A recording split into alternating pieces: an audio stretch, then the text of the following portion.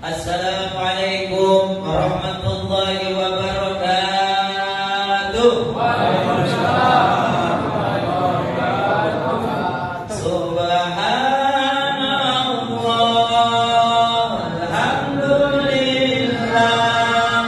wa la ilaha illallah, Allahu akbar, wa la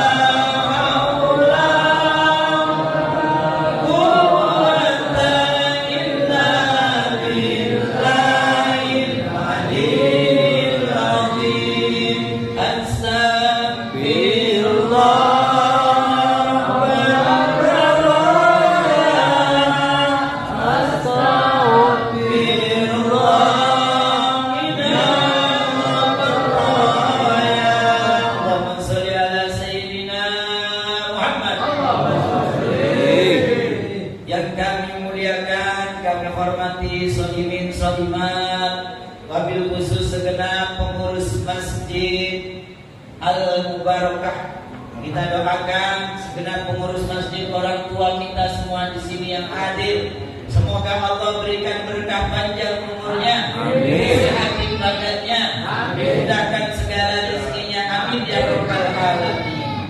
Jamaah yang dimuliakan oleh Allah, ketika sahabat bertanya kepada Rasulullah, "Ya Rasulullah, siapakah orang yang paling dicintai oleh Allah Subhanahu wa ta'ala?" Maka Rasulullah menjawab, mereka orang yang taat kepada Allah Subhanahu wa ta'ala, yang menjalankan perintahnya, menjauhi larangannya. Adakah amalan yang sangat dicintai oleh Allah, biar saya lebih dekat lagi sama Allah, biar saya lebih dicintai sama Allah? Ketika ada sahabat bertanya begitu, Nabi Muhammad selalu menjawab sesuai dengan kekurangan amal ibadah mereka. Mungkin dia kurang sholatnya, kurang zakatnya. Itulah yang diberikan oleh Nabi Muhammad. Ini luar biasanya Nabi kita, mampu membaca hati manusia. Jangankan hati manusia, kejadian yang belum terjadi Nabi Muhammad tahu berkat izin Allah ya.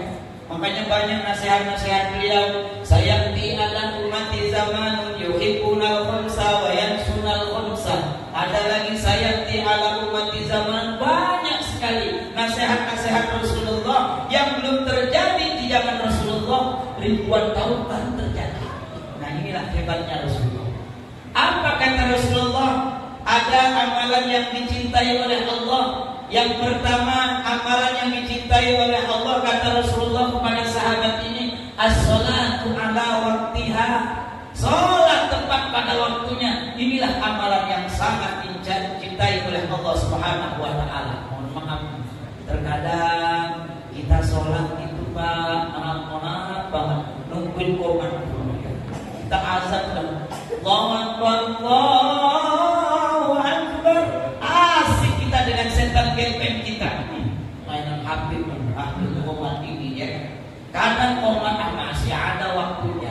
Padahal ketika kita dipanggil sama Allah, sebuah itu apa yang isinya? Hayya 'alas shalah, marilah menuju salat. Ayo kita menuju Allah, menghadap Allah, berbicara dengan Allah. Ada lagi kalimat panggilan Allah ketika salat, hayya 'alal falah.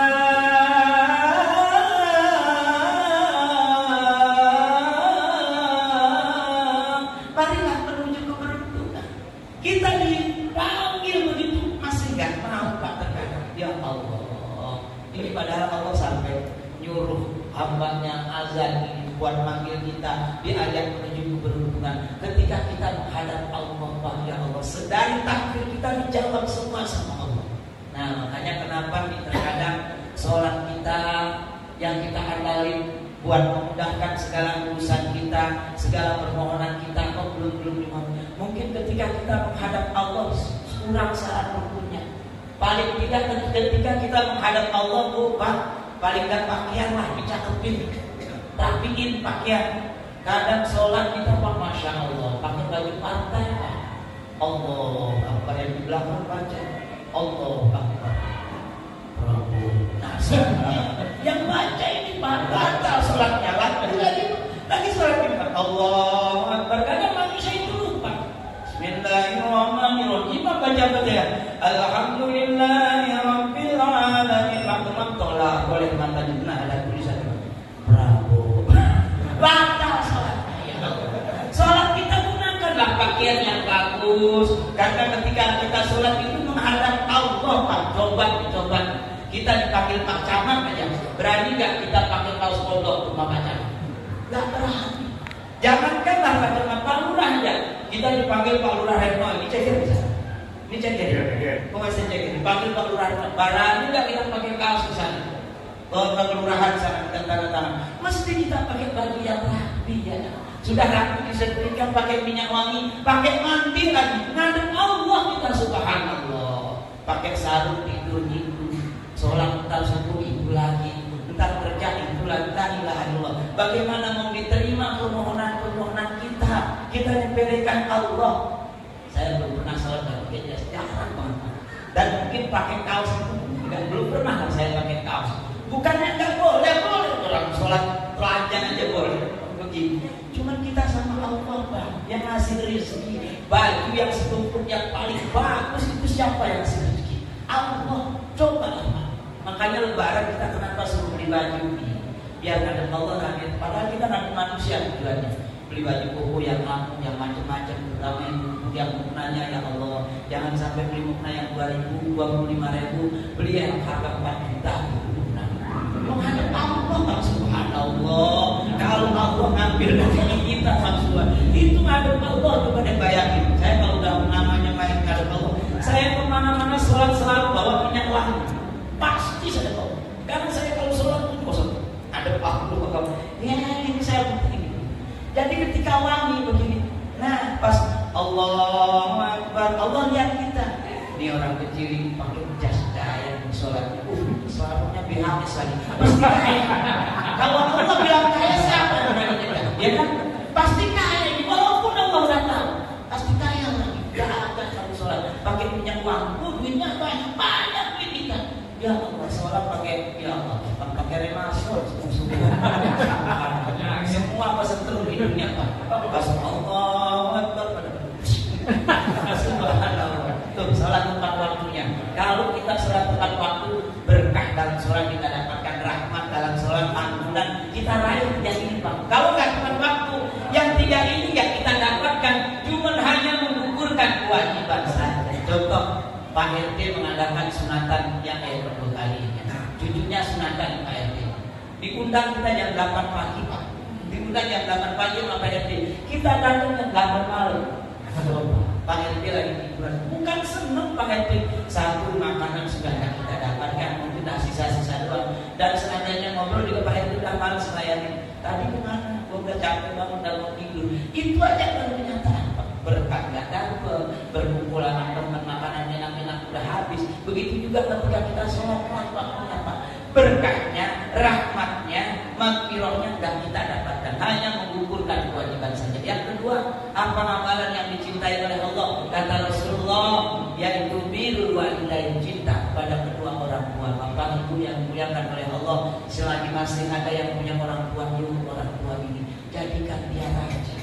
Rajakan orang tua, hormati mereka. Kalau ngomong terutama yang halus ngomongnya, jangan sampai menyakiti hati mereka ya Allah. Kita lihat orang tua saya, masya Allah. Kadang mau awal puasa, akhir puasa itu yang paling bingung orang tua Pak, masya Allah. Saya ngerasain bapak saya mentang kemana-mana buat beliin baju anak-anaknya. Sekarang yang menjadi persoalan, pernah nggak kita ingat dengan jasa orang tua yang itu walaupun orang tua kita sudah meninggal dunia? Kata Nabi Pak, orang yang ingat sama orang tuanya mendoakan cuma 5 kali sehari masih dibilang durhaka. 5 kali sumpah sampai seorang tua. Ketika kita ingat sama orang tua sudah meninggal dunia, makanya kata Nabi ahli mautakum, berhadiahlah kalian kepada saudara kalian, orang tua kalian yang sudah meninggal dunia. Ketika sahabat bertanya, ya Rasulullah, wa ma hadiyatul amwat, apa hadiah bagi orang yang meninggal dunia? Maka kata Rasulullah, as-sodaqah wa du'a. Makanya orang tua kita ngadain apa itu bacaan rompek ya Pak. Apa namanya tahlilan doa. Nanti ada makanan yang keluar itu buat orang yang meninggal dunia. Pasti nyampe, pasti nyampe. Dalam kitab Minanatul Talibin itu orang meninggal dunia itu ada, bukan di atas rumah mereka di langit mana, cuma di atas tanah. Jadi kalau hari Jumat diceritakan dalam dari udah Allah ada anak cucu saya baca doa begitu. Nah, dan kebetulan depan rumah saya pas ada orang meninggal, saya itu imam dan ibadah. Nah, artinya yang terakhirnya ketiga amalan yang dicintai oleh Allah wal jihad fi sabilillah. Mana jihad kita di jalan Allah? Bapak-bapak ketika pulang dari berangkat bekerja, bismillahirrahmanirrahim, kalau Allah mencari rezeki yang halal dan barokah, itulah jihad yang sebenarnya. Kalau untuk anak-anak jihadnya apa? Berangkat ke sekolah, berangkat ngaji. Ibu jihadnya mana? Cukup di dapur, di sumur, itulah jihad yang sangat luar biasa. Salatullah salamullah, kurang dari bagi Nabi. Itulah jihadnya orang. Apa seorang perempuan nyuci bajunya Pak Bu, ibu nyuci baju suami satu, 70 kebaikan dikasih. Baru nyuci baju satu. Ustaz kalau pakai mesin cuci bagaimana? Ya bisa cucinya ada tuh. Dia dapat lah orang kita yang ambil bawa ke sana. Makanya ibu sampai di rumah bilang sama bapak-bapaknya, Pak buka bajunya. Tak buka baju sarungnya buka lagi. Ngapain belum malam? Mau saya cuci gitu. 70 kebaikan dikasih cuci baju satu. Ini jihadnya seorang ibu di rumah tangga itu yang ngurusi keluarga dan suaminya. Insya Allah segala tingkah beliau, segala kegiatan beliau insya Allah dihitung oleh Allah menjadi amal ibadah. Amin ya rabbal alamin. Terima kasih atas segala perhatian. Mohon maaf atas segala kekurangan. Allahumma Assalamualaikum warahmatullahi wabarakatuh.